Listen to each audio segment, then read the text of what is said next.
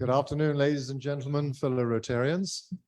I've already done my bit about the cell phones, but so now I would like to invite President Michael to open the meeting. As your Rotary Club President, I hereby open this Rotary Club of Makati now in session.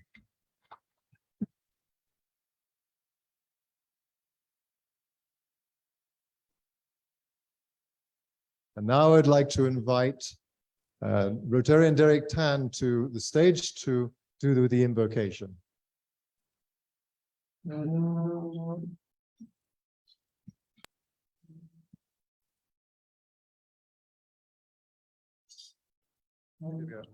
worry.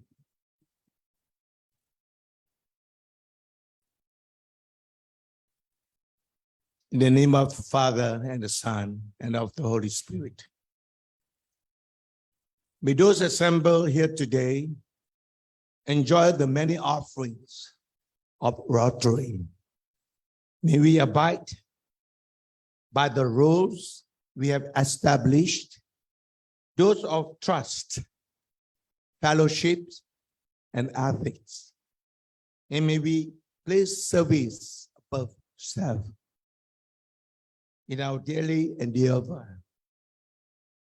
And may we always test ourselves in our effort to be sure they are truth, good for all,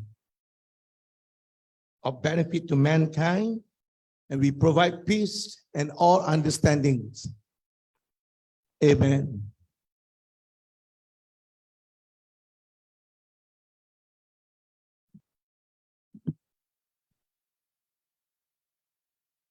Thank you. May I ask you please to remain standing for the Philippine national anthem.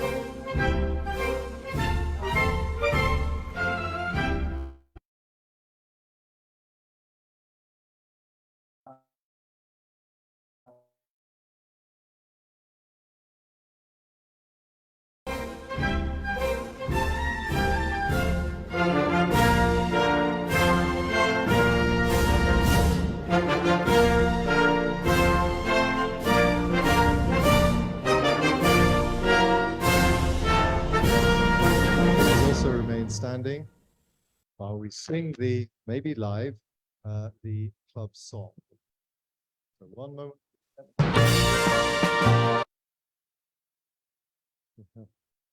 But I'm very impressed with the singing. Okay.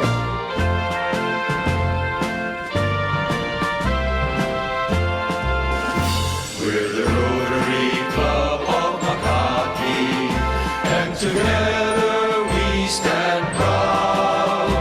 We are leaders with integrity, always ready to serve humanity, always living by the four-way test, building goodwill and peace along the way, giving hope to the world. We're the Rotary Club of Makati, prepared to aid our fellow men, as true Rotarians we live to lead. We believe in service above self, and this is why we succeed. We're the Rotary Club of Makati, and together we stand proud. We are leaders with integrity, always ready to serve humanity, always living by the four-way test, building goodwill and peace along the way, giving hope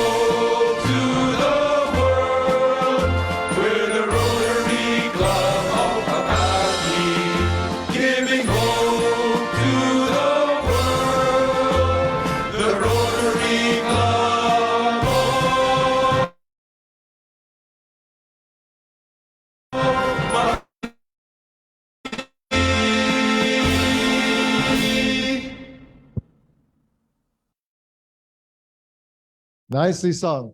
Please be seated, but we are to please remember the four-way truth, the four-way test.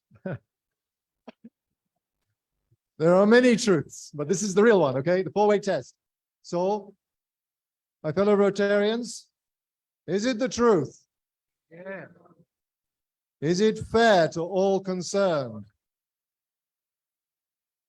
Will it build goodwill and better friendships? Yes. Regular. Will it be beneficial to all concerned? Yes. Thank you. Now I'd like to just do some birthday greetings before we come along to the acknowledgement of all of our visitors. So birthday for our Rotarians. And remember, I'm not always brilliant at the pronunciations here. But firstly, 16th of September twice, we have Gani Bienflora and George Drysdale. And on the 20th of September, we have Director Sonny Tambunting Jr., who shares his birthday with my wife, it seems. Rotarians' birthdays on the 16th of September, Dita Santonio, 17th, Charina Garcia. 20th September, we have my wife, Rachel. Yay. Ed Libria. And on the 21st of September, we have Irene Tan, and 25th, Risa Garcia. Only one wedding anniversary this week. We have Pipi Felix and Tessie Amparo. Congratulations to everybody with those upcoming events.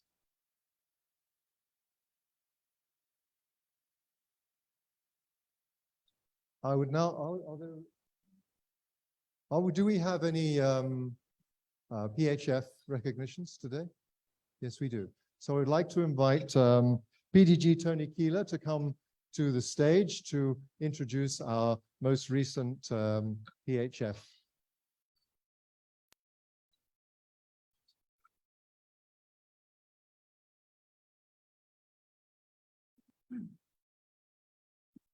Thank you, Keith.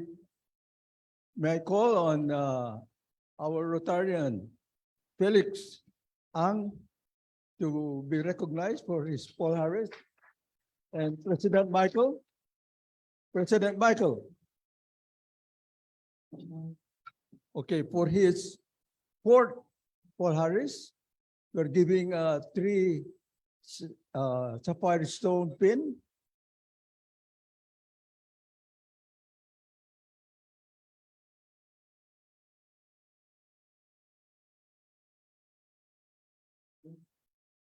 And then for his fifth, Paul Harris, we're giving him 4 sapphire pin. 4 sapphire pin for his fifth.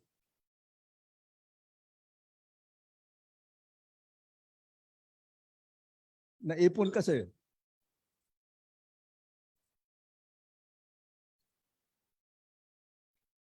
And for his sixth, Paul Harris, a 5 sapphire pin.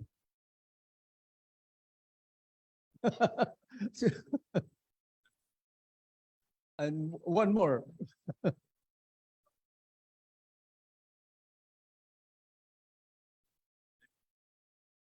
For his seventh, Paul Harris, 1 ruby. A pin with 1 ruby. And Felix has committed to be a major donor this year. Let's give him a big hand, please. Thank you.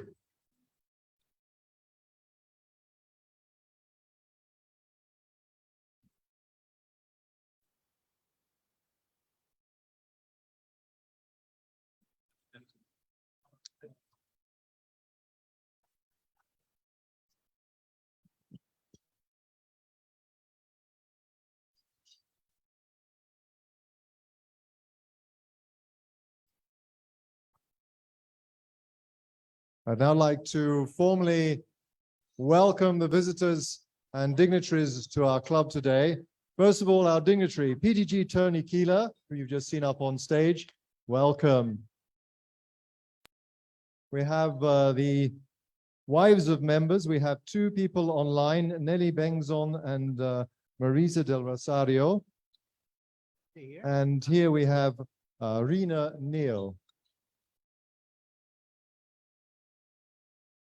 There's Rena. Oh, there, sorry. Yes, stand up. Yes. So we're now going to, we have a number of visitors here, as you may be aware. We have visitors from Rotary Club of Kauaian, and I'd now like to go through them and ask you please to stand up and be acknowledged. So, President Michael de Guzman, Deputy District Governor and PP, Lani Alidia, AG Sheila Talion, PP Robin Lim, there, PP Mario de la Fuente, PE Sarah Jane Dye,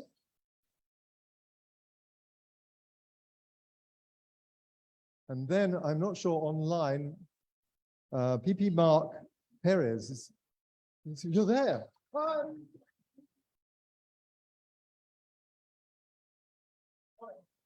And spouse Tina.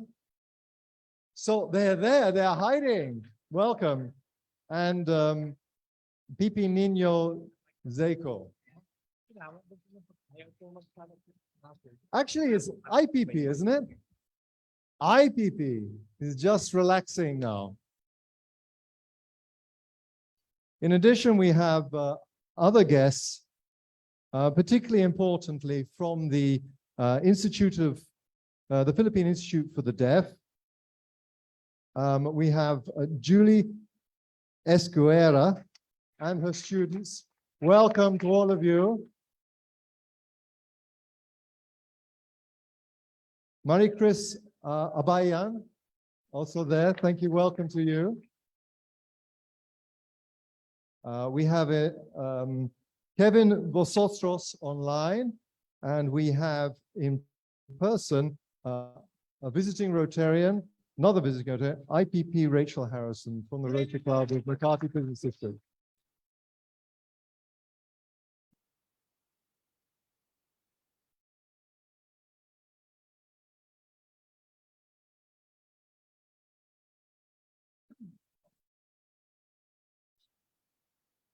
So now I would like to invite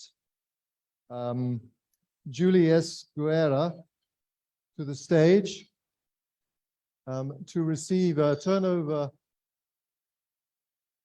Yes, sorry.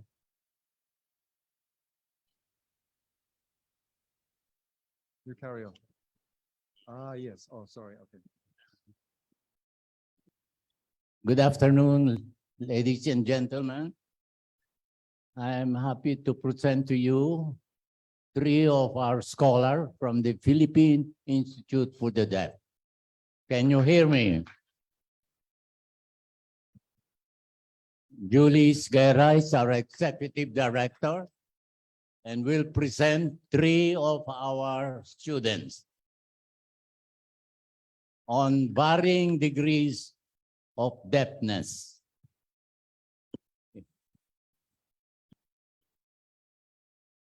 Thank you. Thank you, Professor Campos. Good afternoon, everybody. Thank you to the Rotary Club of Makati for the past 30 years of your support. We were able to transform and teach deaf children to becoming lip readers and speakers like all of us. So I would like to present to you some of your scholars and Rejoice here as a buche. Kamag-anak yata ito nung secretary ni Cesar, Mr. Campos. Come here. Yan. Para makikita nila. Okay. She will introduce herself. She's just beginning, almost like 8 months. Not really trained yet, but you will see the succession because Ethan is almost graduating.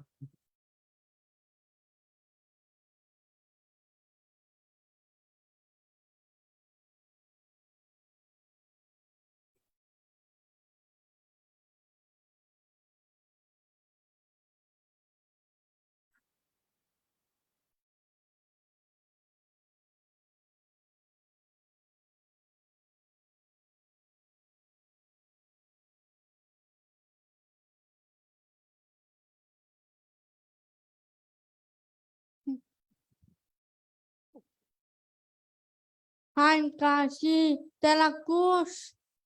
I'm 10 years old. I'm in grade 4. I want to be a doctor.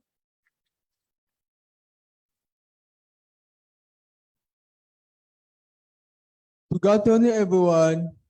My name is Ethan Nibala, 16 years old in grade 10. Thank you very much to the Rotary Club of Makati for my tennis scholarship with your help. I want to be the president of the Philippines someday. And thanks to our committee chairman of Rotary Club of Makati, the committee teaching the deaf to speak, our board director, past chairman of the board, rin sa PID, Mr. Cesar Campos, our tatay.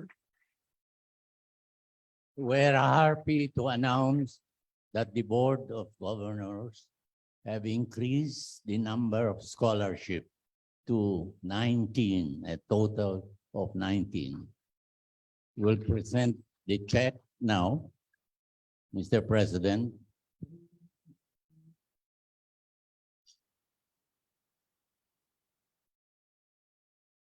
Huh?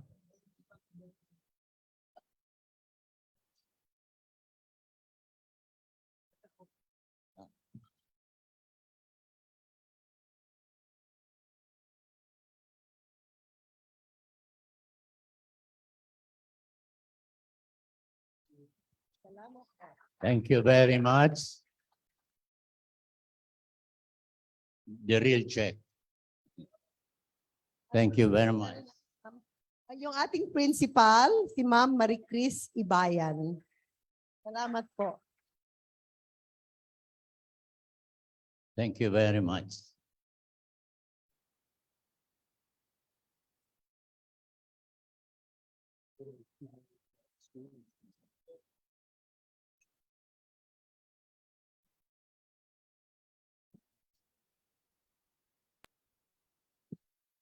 And now, ladies and gentlemen, we're going to move across to have a little side signing over to the side here, and I guess a few more photographs. So please indulge us for this. We're going to sign a matched agreement with the Rotary Club of Kawayan, a sister club agreement, or a brother club if you feel like calling them brothers, but we are calling them sisters now. So I would invite President Michael and Director Sunny, along with President Michael, also that was easy, and PP Robin to come and sit over here to do the signing. And I would also invite other members, especially all the members of Kawayan, but also other members from our club to please come and cluster around here so that we can make sure that we have a nice photo recognition in between food. So please indulge us a few moments. So not all of you will know, but the Rotary Club of Kawayan has been in existence now for 40 years. So they are catching us up in percentage terms, and they have 122 members. And as you know, I'm a new member to RC Makati, and I was previously, where's Sunny? I have Sunny take mine so that I can put. This is here. So as a club, they have, I came across them personally a few years ago because they are also a sister club of our sister club, RC Singapore. So I have visited Kawayan a number of times over the last 5 or 6 or 7 years. And I'm very, very pleased that this association that was developed with the Singapore group can now be continued with us in Makati. The initial approach was with PP Peter Manzano, who met with this group whilst attending the installation of RC Singapore back in the end of June. So this is the culmination of that. And last night, if you've seen on our chat group, you will have seen that we sang together.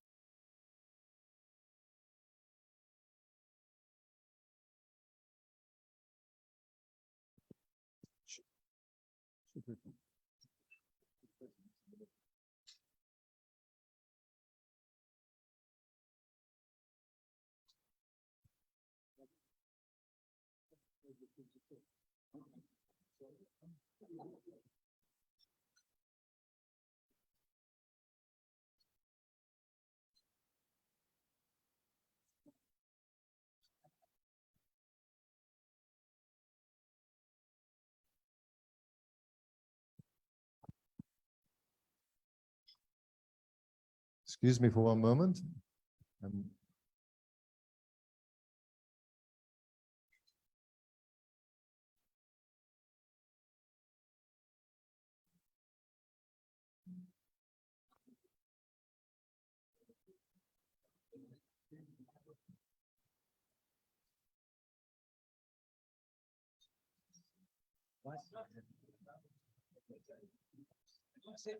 Okay. The president of the Rotary Club, Michael to Michael, is now exchanging banners.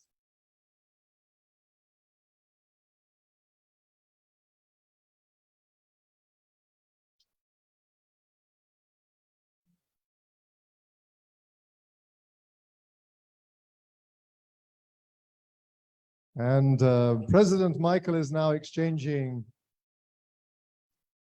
a key to a very large safe in Kauaian.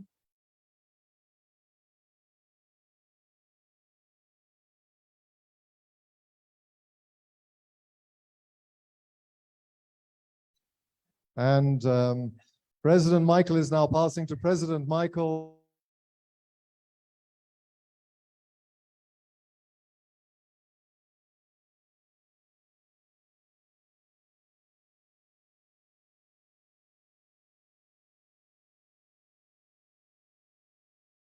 thereafter.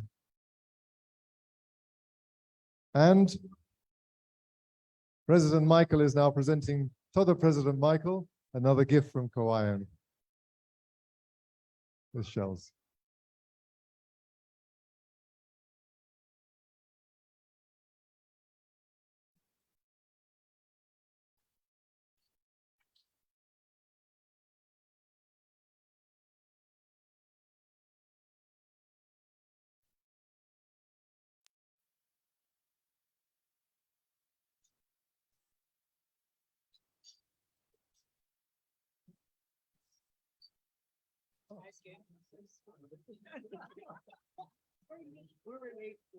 We had lunch outside.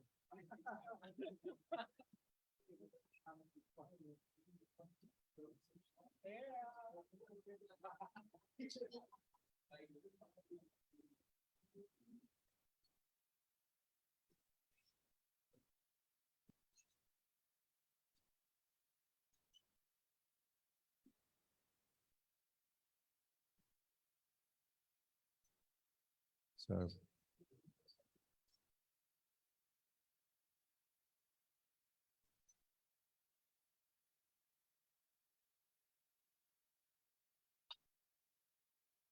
So now I would like to ask President Michael to come to the lectern and give his president's address and update.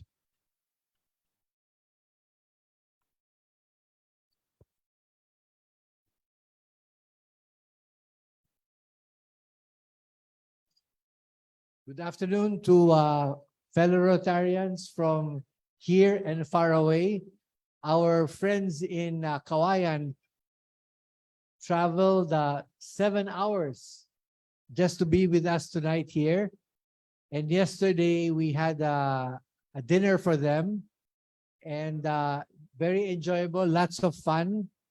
And they said that if Rotary Club of Makati wants to do business in Kauaian, we can easily get a permit. Right, Sarah? Anyway, we enjoyed meeting new friends and people who share our values of being men for others, right? As Robin and I come from the same school. We won't tell you which school because very good. Huh? So we're happy to say that we're making inroads in our international service this year. with the foregoing relationships with the new two brothers that we have, signed on August 6 with RC Panglao during a visit by IPP Louis Asioche and Carlo Ibanez in Bohol. Thank you, Louis.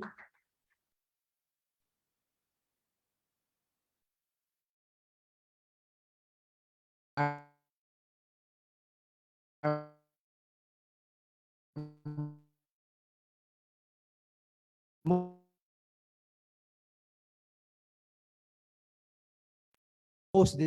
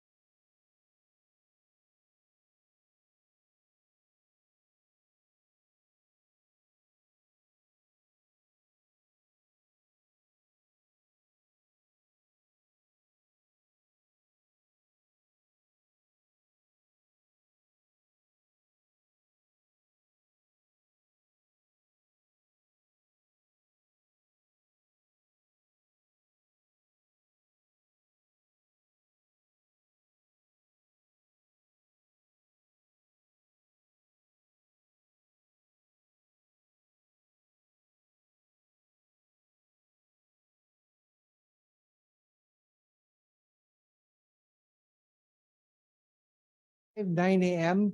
Last date for the District 3830 bowling tournament at the Makati Cinema Square. So if anybody wants to cheer us, we are most welcome. Please be advised that I will be out of the country the third week of September and will be back on the second week of October for important business in Europe. I would like to thank our board members for agreeing to back me up while I'm away. In fact, they've been backing me up all the way, not only when I'm here, but also when I'm out. And Vice President Howie Calleja will be taking my place. Thank you very much and have a nice lunch.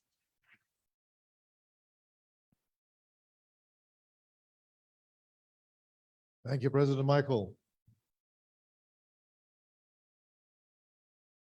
I would now like to invite David Aboitis to the lectern to introduce our guest speaker for this afternoon.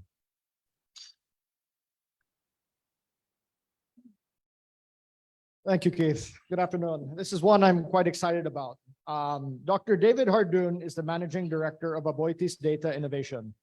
He wears several other hats within the Aboitis Group, serving as the group's Chief Data and Innovation Officer, Chief Data and Artificial Intelligence Officer of Union Bank of the Philippines, and Chief Data Officer of Union Digital Bank.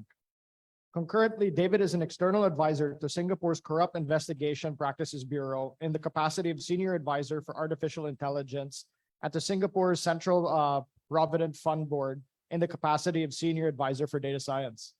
Prior to his current roles, David was the Monetary Authority of Singapore's first appointed Chief Data Officer and Head of Data Analytics Group, reporting to Agency Deputy Managing Director for Financial Supervision and subsequently Special Advisor for Artificial Intelligence, reporting to Deputy Managing Director for Markets and Development. In these roles, he led the development of the artificial intelligence strategy, both for the Monetary Authority of Singapore and Singapore's financial sector, as well as driving efforts in promoting open cross-border data flows. David holds a PhD in computer science in the field of machine learning from the University of Southampton and graduated from Royal Holloway, University of London, with first-class honors in computer science and artificial intelligence. With that, I'd like to welcome up David to the stage.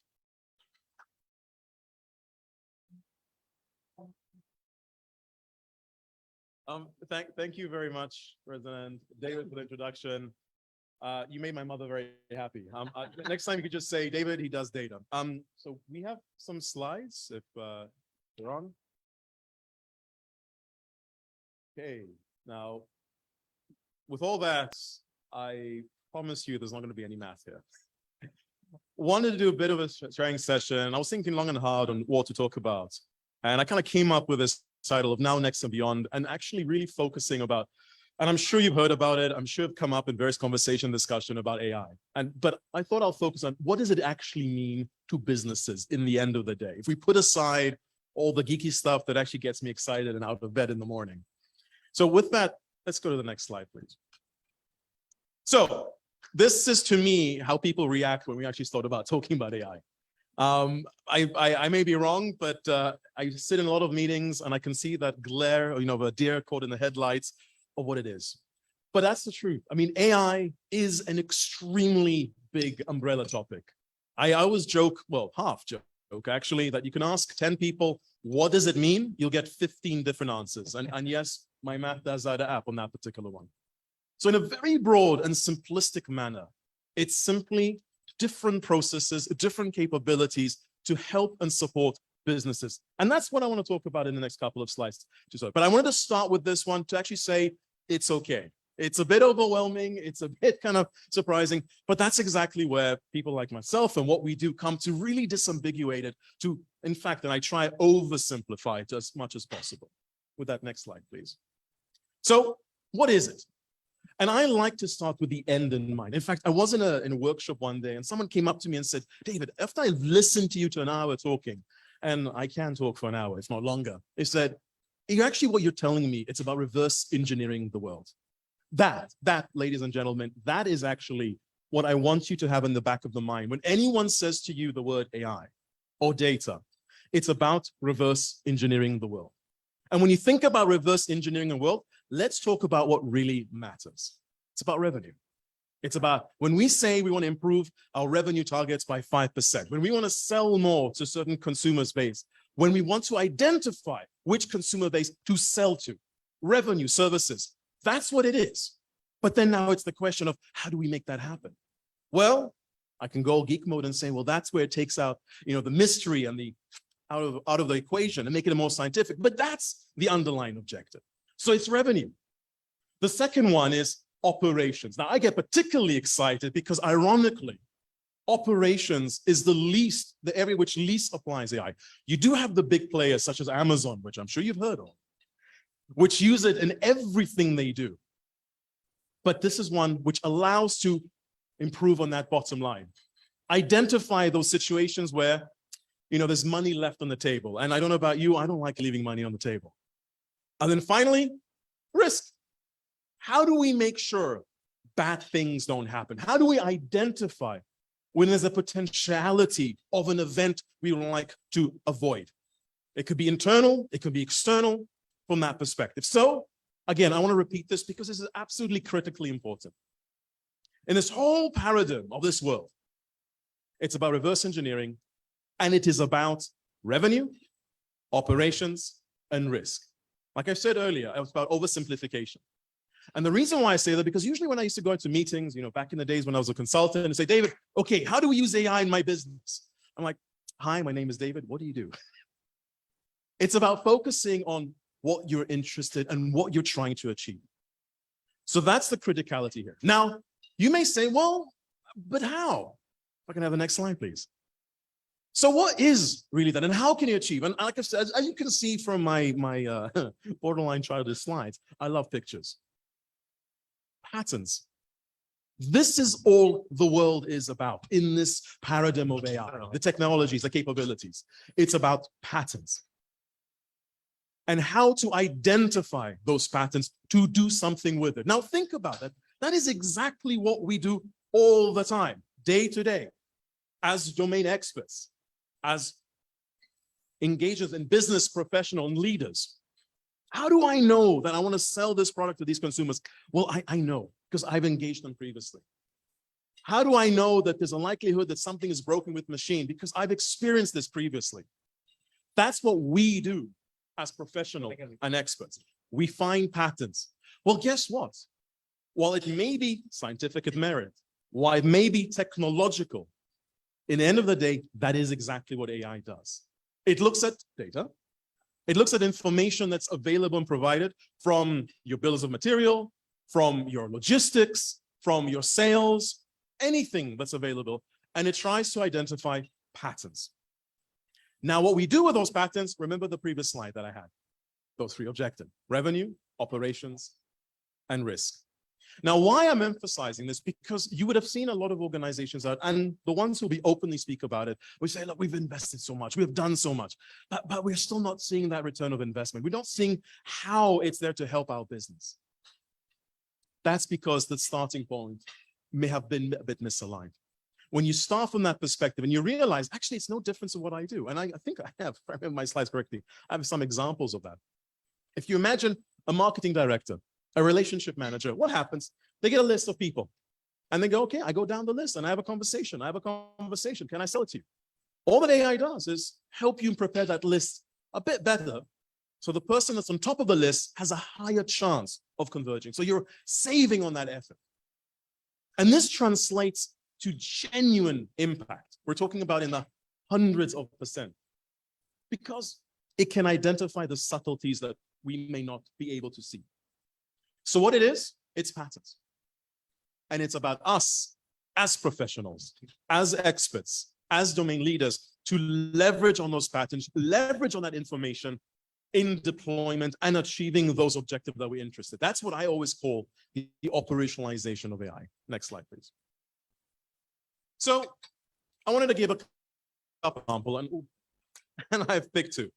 So there's another big term, and I apologize for throwing the marketing elements, but it's over there, of hyper-personalization. You experience hyper-personalization every single day. When you order something through Amazon, if you use any one of these bookstores, even when sometimes you get these ADMs and commercials. The idea behind hyper-personalization is, rather than taking and saying, I'm going to engage in a blanket approach, also known in the marketing professional, spray and pray, and out of those, I have some conversion. Some will pick up their hand and say, I'm actually interested.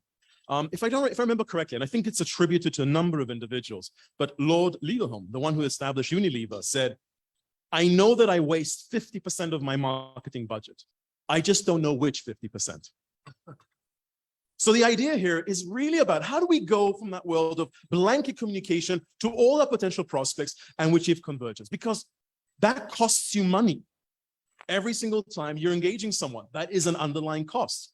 So obviously you want to make sure that every single peso that goes into it results in that convergence. People say, yes, I'm interested. So remember what I said earlier, it's about patterns. So you have been selling, you have been engaging. People have been acquiring or engaging in a particular service. What is it about them that made them interested? It's a pattern. Is it because of, I don't know, happen to have red cars or a particular timing aspect of the day? I don't know. That's exactly where AI comes in. It finds the pattern and said, these are the circumstances that result in a person being interested, even if they're not aware that they're interested. Going to a targeted approach. And like I said, your experience today, I mean, how many of you bought a book through Amazon and it says, people like you are also interested in this book? That's exactly what it does. But how can we apply it on everything, on every service, on every engagement? It's possible. It can be done. So this is the example of hyper-personalization. The ultimate goal of the segment of one, specific to me, via the IP. Next slide, please. But I want to go beyond that. And usually people will say, and in fact, I'll be very honest, if you would have asked me a year and a half ago, David, can you apply AI in the world of cement? You would have even challenged me. It's not just about marketing. It's not just about the traditional world of finance, which we all know are leveraging all this kind of technological advancements. I deliberately wanted to give you the most unexpected one, cement. What's the relevancy? AI and cement. Let's go back to what I mentioned. Revenue, operation, risk. It's about patents. So what does cement do? It's a manufacturing process. So how can we go about and improve it? I want to share with you, bear with me for a few minutes, story, because I've ended up learning a lot about cement, and apparently that it's different from concrete, little things you pick up along the way, and that it's the secondly most consumed material after water. Again, random little pieces of information. So in the process of cement, you have different types of mixtures, essentially. Different types of compounds that come together to result in that cement. Well, how do we know that it results in the concrete that is right for this type of building? Well, the way they do it is, guess what? They harden it, curate it for 28 days. Don't ask me why 28 days, but that's the business standard. And then they destroy it. They destroy it because they want to go like, yes, this will handle this amount of strength, this amount of compressive stress, excuse me. But imagine that. There's a lot of wasted in that process. I have to make so many samples, and you as a customer have to wait 28 days before I even start mass production. Operations. So we said, well, hold on a second. We're already doing this. We have the information. Can we shorten that process by using the patents? Can we shorten that process by saying, given this compound mixture, I already know what is that compressive strength going to be? That's it. And guess what? The answer is yes. Excessively yes. But not only we can reduce the number of the 28 days, we can reduce the number of samples made, less wastage. Also, the outcome, which was a very nice little plus, as Nabil used to tell me, who was a CEO at the time, is, David, it's like whiskey. Consistency on the quality every single time. This resulted in a triple win. Operational efficiency, cost reduction, energy reduction, and, because it's really important, ESG, a reduction of about 40 kilotons of emissions. AI and cement, ladies and gentlemen. So first one in hyper-personalization, I'm not even going to talk about finance and loans and all that, but application. So every single business, the only business that I will believe that says, David, this is not relevant to me, is the one when I say you have absolutely no data, nothing. But we all know, we all do. We all collective, we all engage. So remember, revenue, operations, and risk. Next slide, please. So I wanted to give one more example. And this is perhaps on the lower hanging fruit element, because it could be the more sophisticated type of applications, potentialities in the business, the operational efficiencies, or the ones which we throw bodies at. But as I like to call this, actually I should not put the title efficiency, I call it the saving one's sanity. This is the case where in the accountancies, collecting all that information, compiling pieces together, the various forms for finances. Again, that's all patterns. Numbers is all patterns. In this particular case, using the capabilities to automate it end to end. So now, if I remember my math correctly, shaved off 950 hours. That's if you take 5 hours a day, 8 hours a day, 5 days a week, that's 23 weeks of someone's time. So again, maybe from a cost of a person doing that, let's be upfront, it's not that big. But the amount of time you gain back to the business to do something else. And like I said, sanity. I think quite important elements for all of us. So these are some examples. Again, just the tip of the iceberg of what is the sequence that I mentioned. Focusing on what matters, it's not about AI. It's not ironically about data. It's about making more money, saving money, and managing risk. It's about operationalizing it. Realizing that, yes, while this wonderful world of technicalities, it's about patents and how I use those patents. And showing you concrete examples of how this can be operationalized and benefits. Next slide, if I have. This to me is critically important. And I actually spoke about this at length just yesterday. Thank you, Roger. Now, the reason I put this in, because it will come up of, oh, but this is going to remove jobs. It's like, it's what's going to be the impact to us. And I like to call this technologically human. In the end of the day, everything I've spoken about isn't actually about replacing people. It's to augment them. It's to provide them more capabilities and more capacity. I've been in front of many boards and many CEOs, and I always tell them, you're going to end up hiring more people because you suddenly discover so many more things. Look at Google, look at Amazon. They're not a company of 100 people or even 500 people. They're a company of tens of thousands or hundreds of thousands of people, because they're constantly discovering new business opportunities because they are leveraging and understanding the behavior of their consumers. That's number one. And number two is building it and designing it in a way that is relevant to us. So we use this, again, not focusing on the tech. It's not tech for tech, AI for AI, data for data. It's about how do we make value out of this? How do we use this? So that's what I mean by technologically human. So in summary, the key elements, if you take away anything, one, AI is not scary. It's not about AI. It's about business processes. It's about improving top to bottom line and risk. And anyone could do it at any stage. So you may ask me, as I come to conclusion, well, how do we do it and how do we get there? And it is truly, and while I did say I like to oversimplify things, it is truly in my mind a simple process. It is these three questions. What is it that you want to do? And when I say what it is that you want to do, it's not just what is it you want to do with data, technology, and AI. That is not the right question. What is it that you want to do when you think about these things in terms of your business, your engagement, your operations? Why is it that you want to do it? It's because of existing challenges? Is it because of an existing market you want to engage with? And I'm not asking this because I'm being a troublemaker, which I sometimes get the rep of that. It's because it's a truly important question. And then, only then, finally, it's the how, where the technology, the data, the AI, and all that goody stuff that gets people like me super excited comes into play. So as long as you can focus and answer those first two, everything else will come into play. So with that, ladies and gentlemen, I think it's my last slide. Thank you very much for lending me your ear.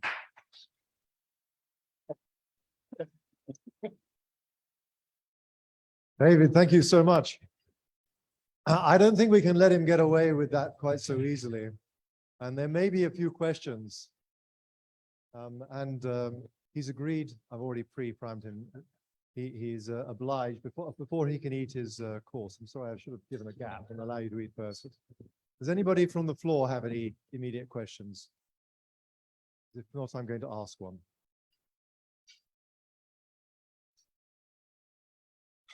We see a good amount of negative things regarding AI, and particularly whether or not an AI machine can have a consciousness.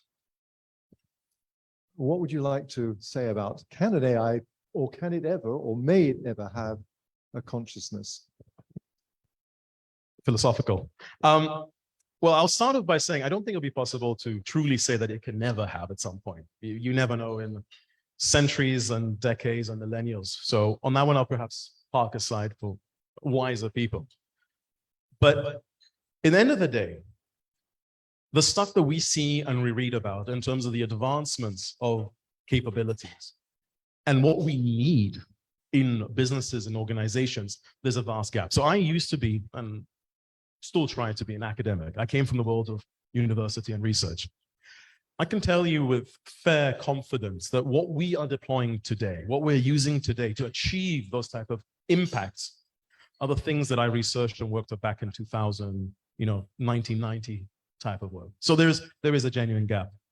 So when we talk about the whole aspect of singularity, we're nowhere near that.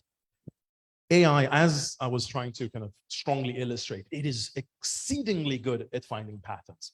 And unlike us, we relent in stamina, it doesn't have that underlying issue. So it is perceived and seen like, oh my Lord, this is really, really powerful. But at the end of the day, it's just doing one singular task really well. Whereas we can do, maybe not as well, but we can do many, many, many complex tasks all coming together. I truly believe we are still so far away in achieving that through AI. But it does learn from its prior mistakes or the information that it reads. And so That's why I those left it other open. things are just fixed. Yes, there's an analysis and then it's fixed.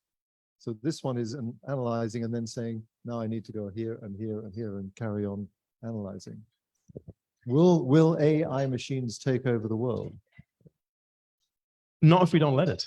So I used to get asked this question actually a lot when I was in panels. And I said, well, look, if we design algorithms, if we implement algorithms, if we use them in a way that are designed to replace jobs, designed to replace us, if we wake up one day and we're replaced, we shouldn't be very surprised, should we? That's why I believe it as absolutely critical from a design, from a development, from an implementation, and from a use, as I was kind of alluding earlier, so that it augments us. But from a design point of view, it's not there to replace effectively. Whether it transcends, I don't know. Like I said, we shall see. But I truly believe that that will be the right approach that will result in it not taking over the world. Other questions? Yes.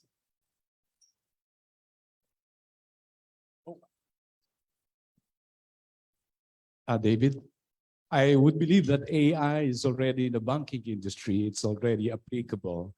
Do you have any particular case where in a country, not ours, have conquered or even detect money laundering?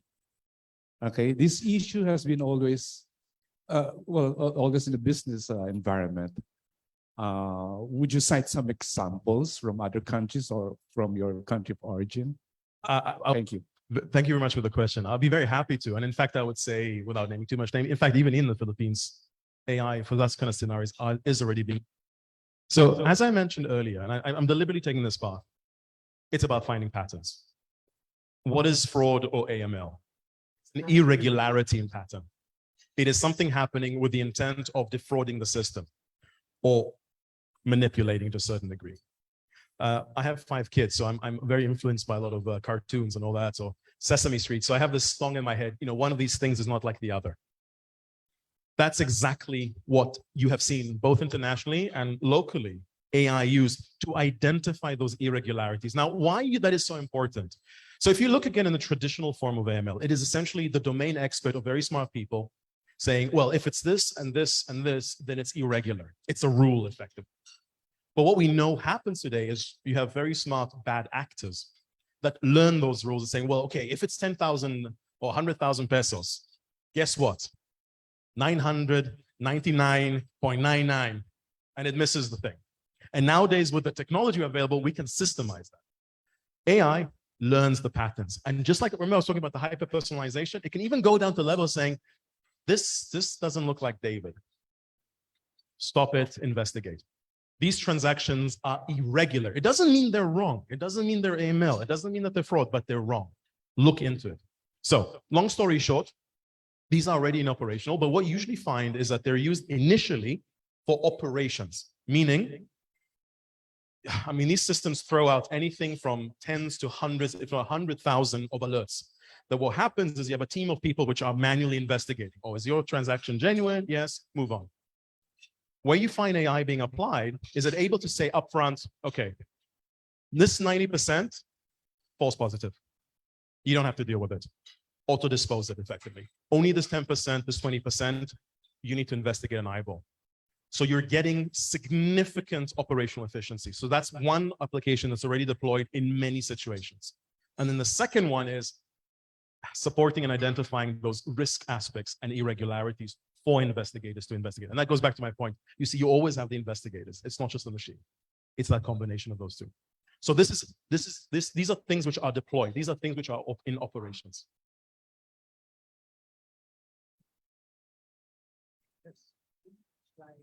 AI to small businesses? Absolutely. Absolutely. So again, it's how. So a small business may say, look, I can't afford in building this entire capability on my own.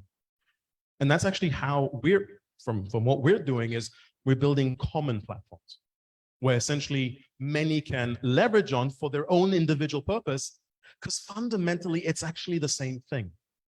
Whether you're risk scoring for X or you're risk scoring for Y, or whether you're saying, I'm trying to identify a potential customer that's interested in this product or that product. We're all doing our own thing, but can we leverage on a common environment, essentially? So the answer is yes, absolutely. Tony. Yes, hello, David. Thank you for your presentation. I think the most important part of it was you made us feel there's nothing to be apprehensive about AI. Yet in our world today, there's a lot of resistance. I'll give you an example. How long have you been in our country? Oh, working, because I've been here during the pandemic, 2.5 years. 2.5 years. Yes. And the last 6 months, do you drive or do you have a driver? You drive. No, driver. You have a driver. So but you are aware that the local governments in Manila have established the no contact apprehension policy. You know, all of these cameras on corners and the like, which I felt was very good because it avoids having more law enforcers on the street. It avoids corruption. When you get caught, you just sneak in a couple of bills and you get by. It digitizes already the offense. There's no need to fill up so much papers, but the resistance is so bad, meaning to say they've put a hold on it. They went to the court put a restraining order. So one thing is the apprehension, which I felt you covered for us. How about the resistance from actually using it? No. Thank you. Thank you very much for your question. By the way, you just very briefly reminded me of a story, if I may, a story in China. A friend of mine said to me, in China, if you jaywalk, they already deduct the fine from your bank account. You don't even get the offense. It just goes out because they recognize who you are. They link it to your bank account. So, but then again, it's China. Anyway, back to your question, and thank you about that. One of the challenges, and I truly mean challenges, when it comes to this world of data and AI is transparency. I always say with the consultants that I've worked in the past, my own teams, is that these are very, if I may say, intimate conversations because whatever you say, the data doesn't lie. So therefore, to introduce it, I wouldn't choose something that has so much visibility or impact gradually. Or as my mother says, most important person, don't boil the ocean to make a cup of tea. Start with a small piece. That's the way to drive it in. And I've seen it numerous times in many countries where they'll try and say, oh, we're going to do this massive initiative. We're going to do this. It's going to transform. And guess what? There's an Italian strike. Do you know what an Italian strike is? An Italian strike is when the train is on a strike. It's not that the train isn't working. You just don't know when it's going to come. That's it. So people say, yeah, we're going to do it. But then they kill it on the ground. So the answer to that is start small. Start small, demonstrate that, hey, actually, this is not as scary as we thought, where some things need to be changed in terms of process. Those can be changed. And then you get to bigger and bigger and bigger. My pleasure. Hi, David. Thank you so much for the great presentation. I have a comment, then a question, and then I connect with what I've heard so far. First of all, thank you for making AI sound so simple. Okay, for a geek like you, who is an expert on data science and AI, you made us, just like Tony said, comfortable. But the problem actually is not AI. It's people's perception of what happens behind AI. I think you mentioned it, the transparency around it, this whole idea of it's just there and then suddenly, you don't know what's going on. And also the fear, also mentioned earlier, the idea that maybe the machines will learn so much from themselves that they don't need us, and therefore they might, overcome us. The truth of the matter is, AI is around us. The question is not whether we embrace it for business or not. Every day we actually do that, right? When we open our phone, that's AI behind it, right? When we take Grab, that's AI. We do Waze, that's AI. We pay GCash, that's AI. We watch Netflix. Somebody's looking at everything we do. It even knows when you're sleeping and whether you have not seen, what you're looking at. So the point is, AI is around, right? So the question is not so much, should we embrace? Or the question is this, how do we implement it? And I think you referred to it, is the human part of it. Actually, the mention about the technology or the no contact here is really creating a revolution, right? I think it's not the AI that's the problem. It's the belief on the people who are implementing it and the reason why they're doing it. And maybe the resistance is not coming from the people, but the one who make money without AI. Maybe that's where the challenge is. So my question to you is, okay, practical point of view, how do we make our people embrace AI? I was just talking to someone who's implementing digital transformation in his insurance company. And there's always the resistance from those who don't know anything about AI or not accepting that they live in an AI world. There's no choice anymore. And the question is, how do we bring them to slowly embrace what's already inevitable? No, thank you, Roger, and very, very important question, and also goes back to the topic about technologically human. So let me again reemphasize that, and I'm saying this from even, I'll say openly, even my own failures, from engagements, from work, and realizing. And in fact, I'll tell two stories to get that point. Heard it many times, so apologies, Roger. So many years ago, actually over a decade now, I was privileged to work with DBS Bank in Singapore in building, essentially revolutionizing how they replenish their genes. So there was a big. Long story short as well, is we built this beautiful AI solution that was able to maximize efficiency, reduce costs, everything the bosses asked. It failed. Failed, I mean, in a spectacular, all you needed was fireworks kind of failure. And we're all kind of scratching our heads and going, what's going on here? I mean, the math's right. It's on the back testing, everything's correct. And then suddenly the penny dropped. And we went and we spoke to the truck drivers, the ones who are physically running around the island and replenishing the machines. I said, guys, what's going on here? We're giving you the schedule. It's supposed to give us these results, and it's anything but that. And he said, oh, yeah, you know that schedule you're giving us? You're asking us to replenish machines like within a gap of 10, 15, 30 minutes. We can't do it, so we're just ignoring it. And we all just went, oh. So we asked them now, in hindsight, obvious question. Well, what can you do? He says, well, if you give it to me in a bucket of 4 hours, yeah, we can handle that. So we resulted in a mathematically, solution-wise, suboptimal solution that the people on the ground could then execute. So the point I'm trying to get to is educating the people, engaging the people and educating the people and having that underlying conversation that ultimately you don't build and design technology for technology. It's like, oh, we're going to do this and this is going to happen. And you have people saying, yeah, no. And they still cross the road this way.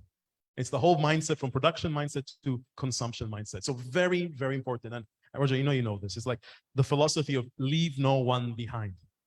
There will always be space for you on the bus if you choose to get on it. That's important. Now, the second thing is just to share in the team that I have, not saying that you guys need, but we have a behavioral scientists group. And that's exactly the reason they're there, so them to understand, well, how do we make sure this reduces the fear, reduces the concern, reduces the likelihood of them not using it and building in a way that needs to be done. So again, just to repeat and summarize also my question is, start small. If there's one thing I've learned for working at partners is when they said to me, David, no one argues with the money. So even if you don't believe me, give me the chance to do something small and you see that money, you may still sue David. I have no idea what's going on, but the money is there. So obviously it's working. Now, can we understand this in more detail? And that opens up the opportunity for doing more and educating, learning, and training. It's leveling up everything, be it from an SME, even an MSME, all the way to corp.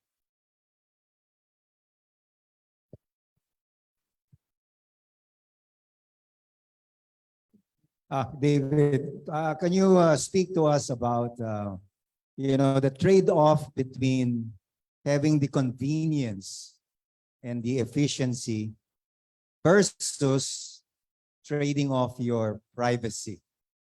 And if you can give an example in your own experience, in your own preference, where would you draw the line?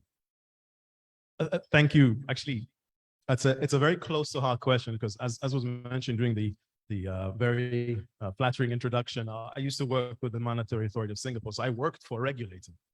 So privacy, governance, despite how I'm talking, is a critically important element. And I truly believe, and this is part of my answer, is everything I've spoken can be done with privacy and governance and security. They're not contradictory. So that's number one. Number two, yes, there is a trade-off. So for example, you may say, well, David, I'm not going to provide you information of my telco usage.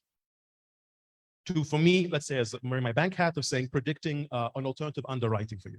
But that's perfectly okay. Saying, I'm going to be transparent to you. I'm going to be transparent in saying, for me to come up with a loan offering, I need to use an alternative data about you, your mobile usage, your electricity usage, whatever. Because your current traditional data of financial history and records, I can't simply use. So A is having that transparency and giving the person and the people or the organization the choice of saying, okay, I'm willing to do that and provide that for a service. Or say, no, I'm not. And you're seeing it's a barter, it's an exchange. That's the element. Where I draw the line is, in fact, the lack of transparency. So I had in fact, 2 years ago, when was it Facebook and WhatsApp changed the terms of condition, I deleted WhatsApp. People say to me, David, how the hell did you delete that WhatsApp? You can't talk to people. I said, you can still call me. You send me a pigeon. It's okay. I'm not going to use WhatsApp. Because what irked me there was the lack of transparency. You took away my choice because of wanting to use data to provide services. So where I'm getting at is, to me, majority of people will be willing to provide information and data, knowing that it's done with transparency, with security, with privacy, with all these elements controlled, but knowing that you hold the key, sir. If for whatever reason you feel uncomfortable and saying, thank you very much, I'm not interested anymore, done. So that's, to me, the trade-off effectively. That's, to me, the way it should be done. And what, by the way, Europe is forcing. So they're literally forcing everyone to have the whole, right to forget and everything and so forth. But key messages, and I used to get asked this question a lot of times. Oh, David, do you think we need to reduce governance to do innovation? Or I said, no. Anyone who says that they can't innovate with governance and privacy, don't know what they're talking about. Those two can be done in conjunction. They can be done together, and in fact results in better innovation. I truly believe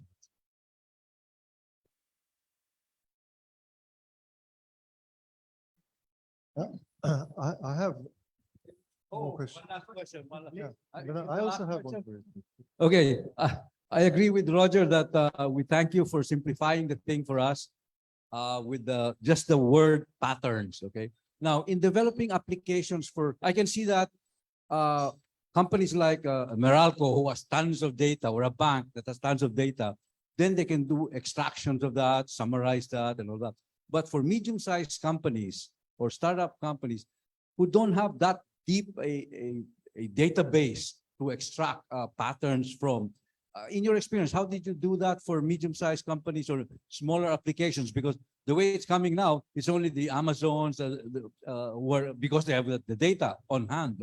And also, most of the medium-sized companies have data in different formats so how do you put that together so that you can extract reasonable conclusions from that data? What's your experience in doing that? No, thank you for the question. And it's a very, very practical one. So 2 elements. And again, full transparency. This world works when there's data. Obviously, if there's no data, can't be done. Or you design it in a way that you start collecting data so that you can do it downstream.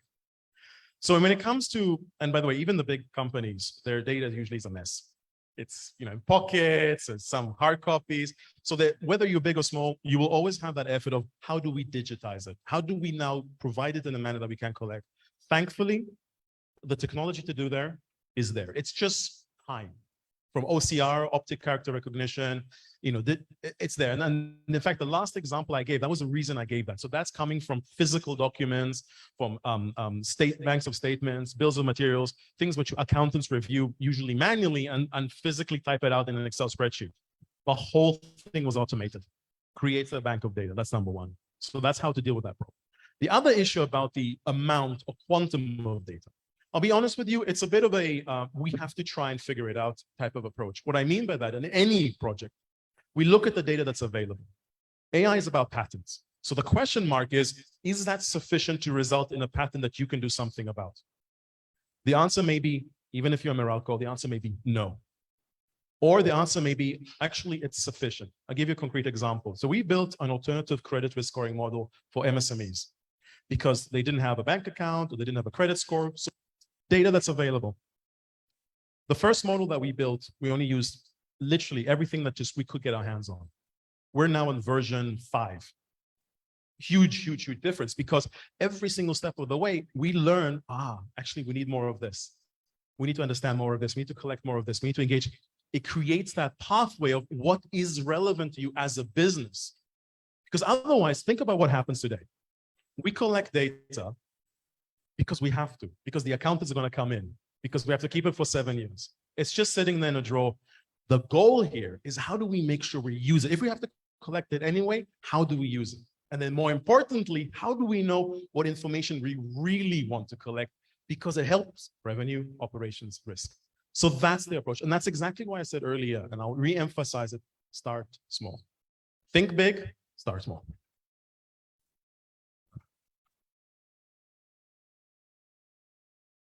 I noticed from your CV and introduction that you work, was there anybody else? Another question, sorry, please.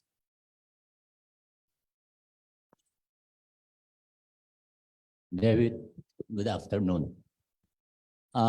Many times when I use the American Got Talents, they sometimes keep on producing the other one.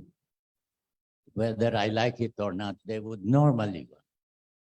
So one day I tried Tinder. So how do I stop it?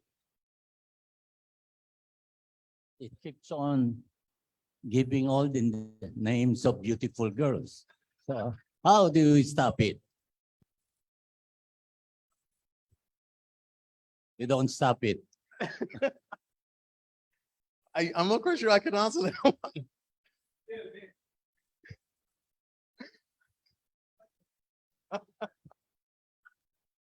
Well, probably I'll start with deleting the app.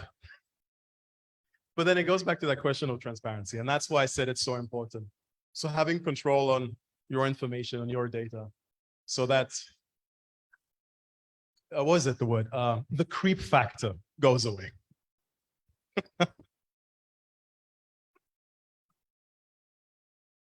Anybody else? Sorry. For a decade, I was subject, I don't know whether you were there at the time, I was regulated by the MAS as a banker. And you talked about patterns, and patterns normally follow rules. How, when the MAS believe that they are a principle-based regulator, can they possibly accept such things? Because although I must know that they say they're principle-based, but actually they fine you if you break the smallest rule. But yeah, how do you? Yeah, no, absolutely. So it's a combination of two elements. So obviously they do try to go by the path of principle-based purely because of the spectrum of different type of activity technologies that can be applied. So otherwise, if you make it overly specific, it may limit your ability to engage. Well, one, but in fact, and ironically, maybe, he created SupTech in MA, which is supervisory technology. So everything maybe I should apologize. All the stuff that I was talking about patterns, I built that for the regulator. Where they were looking for patterns of irregularity in financial, like for example, how do they know to ask for those specific accounts that they want to review? It's not random. There is patterns behind it. There's intelligence behind. I'll leave it at that. Anybody else like another question before we pass across to the vote of thanks? Hey, can I ask one other one? Well, I think, why aren't we being paid for somebody using our data? No. Because we haven't got a contract, but why shouldn't we be? Oh, no. I definitely think, well, okay, so put it this way. I think that conversation needs to happen. And it goes back to the point, we need to even be, are you aware of how your data is being used? I would argue no. Some of it, yes, but fully no. And that's why the very first step in my mind, there has to be transparency. So the work that we're doing, the way we're engaging consumers, I truly, truly believe it needs to be transparent. So payment works in two different manners. So one, payment is in form of me being able to render you a service. Like I said, in the example of a loan. So you're providing me data for me to be able to provide you a loan. Or also, however, there may be others saying, well, look, you're a big company, you're using this information, not providing me any direct service, a centavo every time you use my information for something. I genuinely think that. And in fact,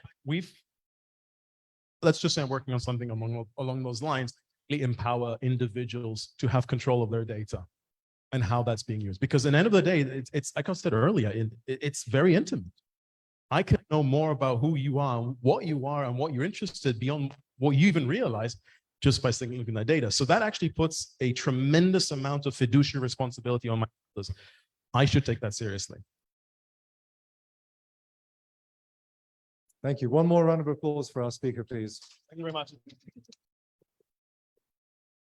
I'm afraid your lunch might be slightly cold, but I'd now like to invite President Michael to give his response.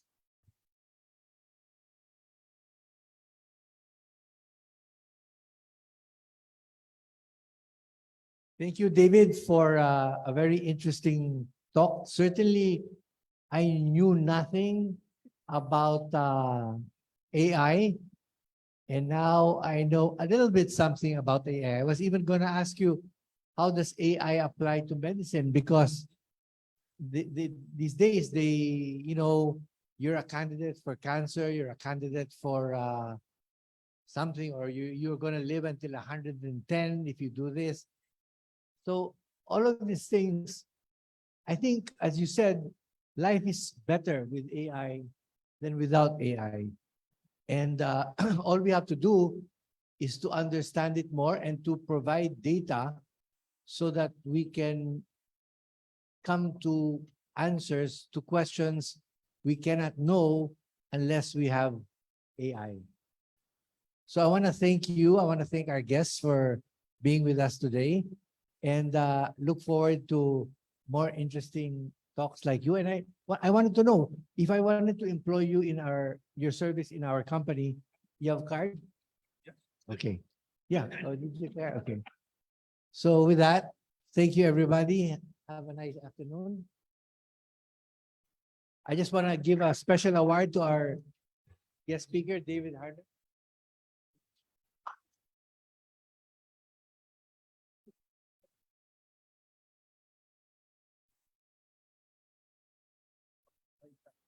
Thank you.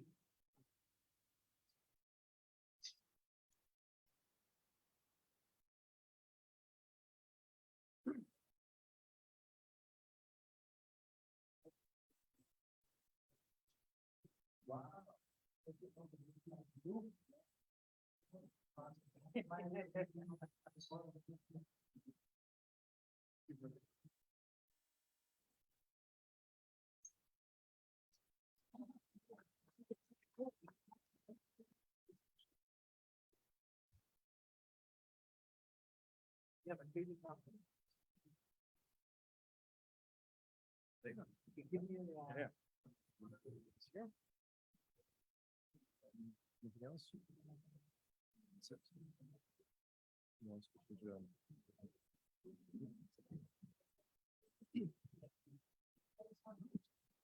So with that, it comes to the end of the formal proceedings of the meeting today. I'm going to ask you, please, though, don't need to rush away. If you haven't had a coffee or something like that, please stay on as you will. But may I now ask President Michael to adjourn the meeting? as chief servant of the Rotary Club of Makati, I hereby adjourn this meeting.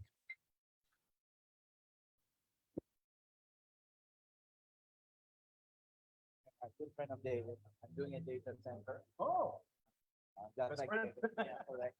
I want data privacy, commercial, handling information inside the country. Yes, yes. Okay, thank you very much.